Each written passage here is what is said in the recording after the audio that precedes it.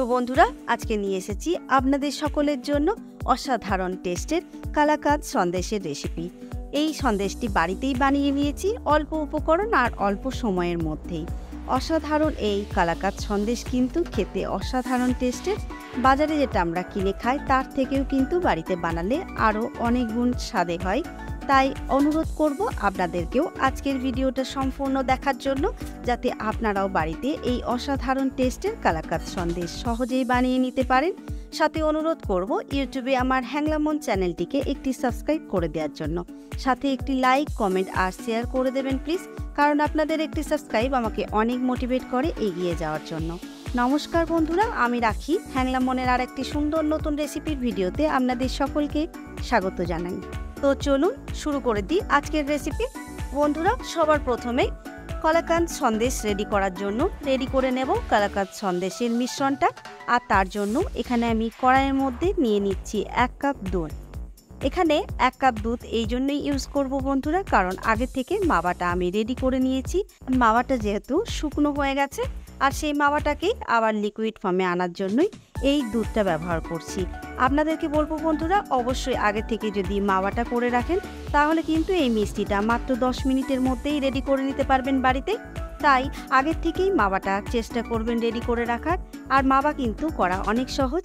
ইউটিউবে হ্যাংলামন চ্যানেলে গেলে একটা মাওয়ার ভিডিও পেয়ে যাবেন, যেখানে খুব সহজেই কিন্তু মাওয়া তৈরি করার ভিডিও আমি দেখিয়েছি। আর সেই রেসিপিতেই আপনারা মাওয়াটা রেডি করে নিতে পারবেন।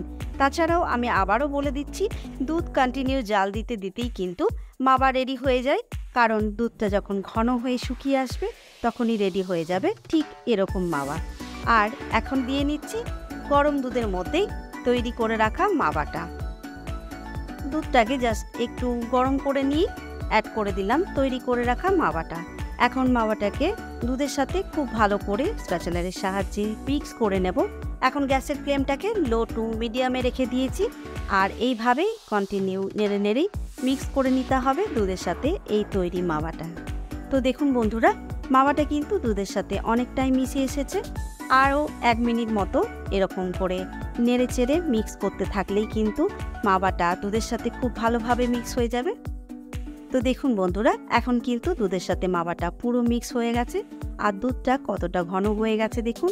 ঠিক দুধ মেরে যখন আমরা মাওয়া তৈরি করি সেরকমই কিন্তু মাওয়া হওয়ার আগের মুহূর্তটা।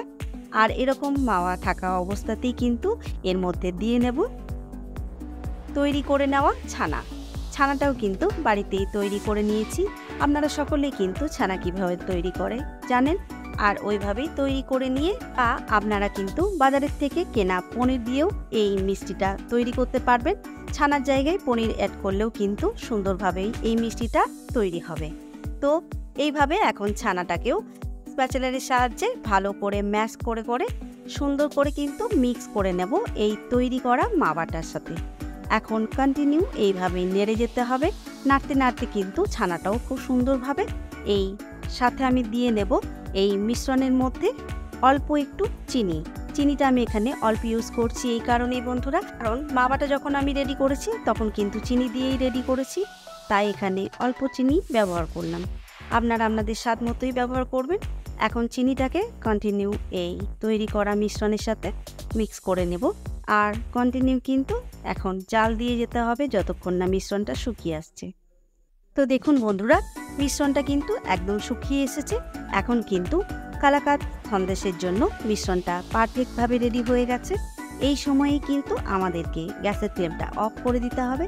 তার আগে এই মিশ্রণটার মধ্যে ফ্লেভারের জন্য দিয়ে নেব অল্প একটু বড় এলাচ আর ছোট এলাচের গুঁড়ো। এখানে বড় এলাচ আর ছোট এলাচের গুঁড়োটাকে আবারও একবার মিশ্রণের সাথে খুব ভালো করে মিক্স করে নেব। তো সুন্দর করে মিক্স করে নিয়েছি। এখন পুরোপুরি রেডি এই কালাকাঁদ সন্দেশের মিশ্রণটা। এখন গ্যাসের ফ্লেমটা অফ করে দিয়ে এর সাথে কোনো প্লেট বা কন্টেনারের মধ্যে সেট হতে দিয়ে নেব এই মিষ্টির মিশ্রণটা। আমি এখানে এই কন্টেনারের মধ্যে কিছুটা ঘি গ্রিজ করে নিয়েছি, কারণ এই কন্টেনারের মধ্যেই সেট করে নেব কালাকাঁদ মিষ্টিটা। আর আপনারা চাইলে কিন্তু এরকম কন্টেনার না থাকলে যে কোনো প্লেট বা থালার মধ্যেই আপনারাও এই মিষ্টি সেট করে নিতে পারেন। শুধু সেট করার আগে একটু হালকা করে ঘি গ্রিজ করে নেবেন। এখন কন্টেনারের মধ্যেই দিয়ে নেব কিছু কুচনো পেস্তা আমি দিয়ে নিয়েছি। এখন দিয়ে নেব রেডি করা মিষ্টির মিশ্রণটা। সুন্দর করে সমানভাবে মিশ্রণটাকে চেপে চেপে কন্টেনারের মধ্যে সেট করে নিতে হবে। মিষ্টির মিশ্রণটা যখন বের করব তাহলে কিন্তু সমানভাবে বের হবে, ভেঙে যাওয়ার ভয় থাকবে না। তো দেখুন সুন্দর করে আমি মিষ্টির মিশ্রণটাকে সেট করে নিয়েছি। এখন এইভাবেই পাখার নিচে বা এইভাবেই কোনো হালকা পরিষ্কার জায়গার মধ্যে রেখে দিয়ে 1 ঘন্টার জন্য ঠান্ডা করে নেব এই মিষ্টির মিশ্রণটা, তাহলে কিন্তু সেট হয়ে যাবে পুরোপুরিভাবে। তো বন্ধুরা, মিষ্টির মিশ্রণটা কিন্তু 1 ঘন্টা রেস্টে রাখা হয়ে গেছে, আর 1 ঘন্টায় খুব সুন্দর সেট হয়ে গেছে দেখুন, আর ঠান্ডাও হয়ে গেছে একদমই। তো এখন এই মিষ্টির মিশ্রণটা কন্টেনার থেকে বের করে নেব। তার জন্য উল্টো করে একটা প্লেট দিয়ে নিলাম। এখন সাথে সাথে উল্টো করে দিলেই কিন্তু মিষ্টির মিশ্রণটা বেরিয়ে আসবে, তার জন্য হালকা করে একটু থাবাও দিয়ে নিলাম। এখন দেখুন কত সুন্দর বের হয়েছে মিষ্টির মিশ্রণটা। আমাদের কালাকাঁদ সন্দেশ কিন্তু পারফেক্টভাবে রেডি হয়েছে। এখন উপর থেকে দিয়ে নিচ্ছি আবার কিছুটা পেস্তার কুচি। এখন সমানভাবে সাইড মতো কেটে নেব, ছোট বড় আপনারা আপনাদের ইচ্ছা মতোই কেটে নেবেন। আমি এখানে যেমনটা বাজারে পাওয়া যায় সেইভাবেই কেটে নিচ্ছি। তো বন্ধুরা, অসাধারণ টেস্টের কালাকাঁদ সন্দেশ কিন্তু একদম রেডি হয়ে গেছে বাড়িতেই। এখন থেকে যে কোনো অনুষ্ঠানে কিন্তু আপনারাও বাড়িতে ঝটপট বানিয়ে নিতে পারবেন এই কালাকাঁদ সন্দেশ, আর খেতে কিন্তু অসাধারণ, সেটা বাড়িতে বানালেই বুঝতে পারবেন আজকের ভিডিও আর রেসিপি ফলো করে। আর অবশ্যই কমেন্ট করে জানাবেন খারাপ লাগলে। আর বন্ধুরা, আজকের ভিডিওটি যদি ফেসবুক পেজ থেকে দেখেন তাহলে প্লিজ বন্ধুরা আমার ফেসবুক পেজটিকে ফলো করবেন আর একটি লাইক করে দেবেন।